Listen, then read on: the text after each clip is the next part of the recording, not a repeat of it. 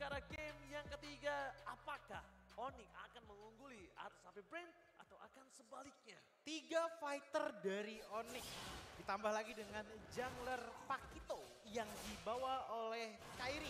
Tentunya ini akan menjadi match up yang cukup punya team fight yang agak panjang lah. Yang di bagian IP Brand ini ada Angela combo dengan Link.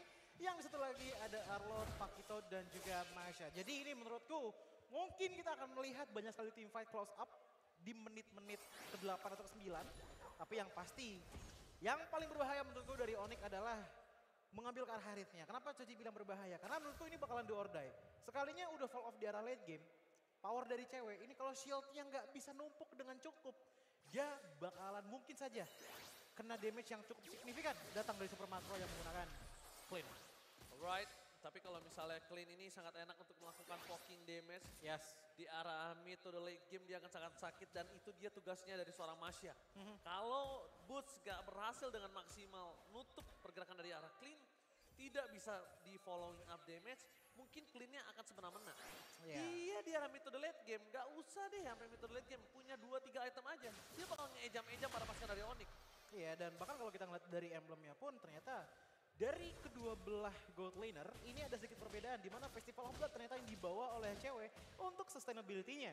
Tapi ingat, tipikal dari kedua belah gold laner ini punya abis melakukan skill, basic attack-nya gede. Yaitu dengan apa? Starlium Sight dan juga Endless Battle. Jadi balik lagi, mungkin untuk di gold lane kita akan melihat banyaknya poking-pokingan damage antar kedua belah gold laner. Tapi kalau untuk di arah XP-nya, nah ini mungkin yang akan sedikit berbeda ya. Karena sisi power dari XP lane ini udah mulai kelihatan gede dari kedua belah kubu. Jadi ini bakalan juga menentukan bagaimana setup turtle di menit kedua kita kali ini. Ya, yang paling nyebelinnya adalah gimana caranya Keyboy ini akan masuk nge-dive in tanpa harus keluar flicker. Dan dia bisa bawa orang-orang dari Epic Brain menuju ke arah para pasukan dari Onyx tanpa harus store skill yang terlalu mahal. Ini berbanding terbalik dengan Flip to Z, yang dimana Flip harus benar-benar bisa mengeluarkan source skillnya itu dengan maksimal. Karena kalau satu momentum penalty zone dan juga flickernya aja miss, gue sih nggak tahu gimana caranya dia bisa menghadang pergerakan dari cewek. Karena damage-nya akan tentu sangat besar. Apalagi dengan adanya Suns, team fight sustain yang dimiliki Onyx ini lebih tinggi. View powernya dia agak cukup turun. Kenapa? Dia nggak punya poking. Dia sekarang dengan Fredrinnya, dia hanya bisa ngebuka badan tanpa ada pertukaran barter damage. Iya, dan bahkan kalau kita ngelihat nggak cuma dari segi kurang badan aja. Untuk mid lane power menurutku dengan bawa ke arah Ogwyn, sebenarnya dan apalagi dengan view juga ya. Oke lah damage-nya, tapi ini inget damage-nya itu damage DPS sebenarnya, bukan ke arah burst power yang dimana sebenarnya burst power itu cukup dibutuhkan, apalagi untuk men-shutdown ke arah Kairi yang dimana sepertinya itemnya feelingku akan full ke arah offensive power. Oke, kalau melihat dari posisi dari IP Brand, benar-benar kalau misalnya Flip TZ ini bisa menjadi sosok inisiator. Cuma Onyx membuat Kairi itu bebas pergerakannya. Dia nggak harus takut ada CC di sana. Dia bahkan kalau ada one by one situation dengan KLTZ, dia punya power walaupun ada Angela. Tapi dia juga punya power di sana, Choji. Iya, tapi nggak cuma itu aja. Rotasi dari Epic Brand juga ini masih konservatif sekali. Karena kita tahu Link kalau udah fall off di arah early game-nya biasanya itu bakalan kegeluncur lah sampai ke arah late game-nya. Maka dari itu kita bisa melihat banget bahwa rotasi dari IP Brand ini juga nekenin ke arah KLZ-nya dulu dan mempersiapkan Ogwyn untuk bisa inisiasi dengan cukup enak. Seperti apa? Apanya itu maksudnya? Paling enak ya? Cuman iya menurutku kesana karena untuk sekarang mungkin Super Marco yang bakalan untuk sekarang ya. Jadi damager output paling tinggi lah. Parah dari sih. IP Brand gitu loh dibandingkan dengan Link-nya. Snowballingnya bakal bahaya banget, tapi lihat di arah belakang sana. Tidak ada yang bisa masuk ke arah belakang dari pasukan Onyx. Udah coba di sandwich gaming oleh Suns dan juga Boots, tapi kayaknya itu tidak akan terlalu berarti. Karena tidak akan mendelay sedikit retribution yang dimiliki oleh para pasukan dari Epic Brand. Ada Flap TZ dengan penalty zone-nya hanya cuma untuk poki-poki saja. Boots akan cepat survive. Dan lihat, final slice yang telah dikeluarkan View akan coba dipaksa dengan adanya satu HLA. Ada Hardcard, masih dapat untuk bertahan, mundur ke arah belakang, masih ada Kurt Altar, press board for nothing. Tapi lihat para pasukan dari Onyx, mereka akan mundur sejenak. Damage terlalu sakit dan View membalikkan keadaan. View to survive kali dan bos.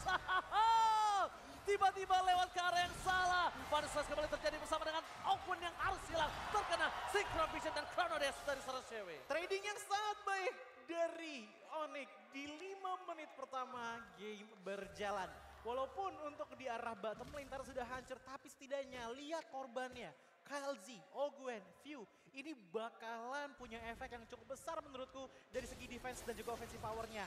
Oke, Kairi emang tumbang sebagai target lock priority dari AP Brand. Tapi lihat bagaimana Suns dengan pedenya flicker belakang sana dan ternyata greed ataupun nafsu yang dimiliki oleh KLZ untuk menumbangkan ke arah Suns menghasilkan kerugian yang sangat besar baginya yang membuat tadi kalau nggak salah purple buff tuh masih ada tapi sekarang udah diambil lagi. Keyboy mencoba untuk membantu pergerakan cewek di arah bottom lane. Langsung ada counter Z dengan Enchola. Hardcut, combo klasik, Link Enchola mendapatkan 1 poin kill dan bahkan bisa menjadi 2 poin kill. Where are you going Keyboy? Gak boleh kemana-mana dan double kill didapatkan KLTZ dengan damage yang maksimal. Makin lebih sustain, mobilitas yang benar-benar baik dari AP Brand. Dia memaksakan pertukaran 2 poin kill untuk membalaskan dendam di arah mid lane. Ya ini kalau untuk dari AP Brand positif power mereka ya untuk di arah early-nya menurutku adalah rotasi yang cepat ke arah top lane, bottom lane apalagi dengan Angela menggunakan hard guard-nya. Itu benar-benar instan bisa nyampe seketika yang ngebuat untuk early power AP Brand cukup oke walaupun damage-nya menurutku itu lebih besar di tangan Onyx. Cuman yang menjadi kesusahan bagi Onyx adalah catch up-nya itu kepada rotasi dari AP Brand yang agak sulit. Tapi dengan Turtle yang sudah mulai diambil, View di depan sana ditarik oleh Suns bahkan dimundurin lagi makin jauh tapi Boots menjadi korban utama di depan sana. KLZ coba untuk mengejar ke arah Boots tapi di belakang sana juga ada Keyboy dan satu baris tersisa. Coba untuk ditahan dengan Puppet langsung ini ternyata Gilly Spree diamankan oleh KLZ. Oke, KLTZ versus everybody kembali terjadi di sana. Combo klasik dan bahkan Boots terperangkap. Tidak ada yang bisa menyelamatkan Boots. Double kill didapatkan oleh para pasukan dari Onyx. Kayaknya planning awal dari Onyx ini agak sedikit gagal untuk para pasukan dari AP Brand. Plan A, plan B, pelan-pelan Pak Supir. Para pasukan dari AP Brand mencoba untuk menuju ke arah mid lane nampaknya. Iya, ya balik lagi yang tadi seperti ku katakan ya, apalagi dengan Puppet on a String, ini yang bakalan jadi korban. Yang paling pertama jadi korban itu adalah Keyboy.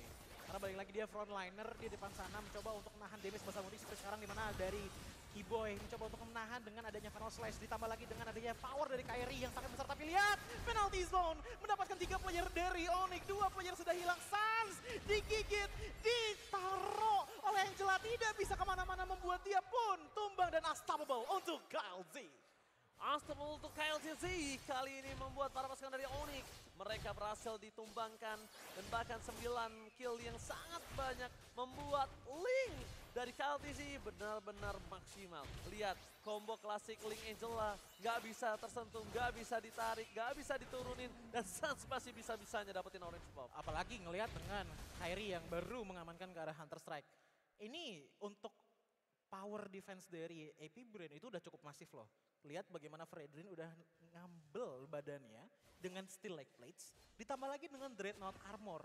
Oke lah ada 15 physical penetration ditambah lagi dengan movement speed tambahan. Tapi dengan armor seperti ini untuk frontline ya Terizla pun juga dengan Dreadnought Armor. Damage-nya masih belum cukup untuk Onyx bisa meng-counter attack AP Brand karena snowball yang dilakukan oleh KLZ dengan Link-nya. Dan bahkan lihat Link-nya 2200 gold gap-nya. Berserker Fury di tangan, Windtalker di tangan. Setiap hit yang dilakukan, kemungkinan besar itu sudah selalu pasti critical chance keluar. Alright, dan bakal kita lihat Lordnya kayaknya gak bakal mau dikontes oleh para pasukan dari Onyx. Direlakan karena ini juga Lordnya masih Lord kinyis-kinyis. Jadi nggak terlalu bermasalah. Untungnya juga tidak terlalu depending on purple buff dari pasukan Onyx. Lihat, purple-nya di invite seperti ini. Laning jauhnya semaksimal mungkin coba didorong Boots. Tapi Boots kalau nggak pulang sekarang ini berbahaya. Lihat, Boots akan coba dikejar habis-habisan. 5 orang rotasi telah terjadi dan dia di arah bottom lane. Boots akan coba ditumbangkan dengan sangat cepat. Super Marco 2 kali dia melakukan free hit di dalam team fight dan sekarang dia udah punya 2 point kill. 2 point kill yang sangat mahal yang membuat para pasukan dari Onyx harus mulai berpikir gimana caranya untuk menutup pergerakan dari seorang Super Marco. Kalau Super Marco bisa ditutup, kalau Super Marco bisa dimakan, ini akan menjadi keuntungan yang sangat besar untuk Onyx. Ini turning point-nya sebenarnya kelihatan banget sih di saat KLZ udah dapetin power spike itemnya yaitu Berserker Fury. Team fight selalu dilakukan oleh AP Brand dengan rotasi mereka yang cepat dipaksakan Onyx untuk melakukan team fight dan pada akhirnya mau tidak mau Onyx melayani team fight tersebut. Dengan setiap team fight yang AP Brand menangkan, Onyx makin jauh lagi dari segi gold gap dan juga XP dibandingkan dengan AP Brand. Apa yang bisa dilakukan? Menurutku ini agak sulit, tapi mungkin masih bisa dengan mendelay gameplay hingga menit ke-18. Udah pakai Retribution, mencoba ditarik ke arah View, tapi nampaknya para pasukan Onyx akan lebih memilih untuk menetralkan terlebih dahulu. Di arah top lane, masih ada Super Minion. View mencoba untuk menangkap Sans, tapi Kaltesi fokus ke arah seorang Carry dan juga cewek. Penalty zone-nya masih bisa diselamatkan oleh seorang Sans. Masih ada satu buah Kurt Alta, tapi lihat di belakang sana Kaltesi survive. Dia malah membalikan kembali keadaannya dan hilang begitu saja. Double kill, looking for triple kill from Super Marco. Dia bisa terlalu tidak bisa dibendung. Looking for wipeout. Wipeout terjadi. Untungnya Sans sangat sigap dengan adanya pasif yang dimiliki. Dia bisa kembali lagi ke lane out, tapi Sans can you do it?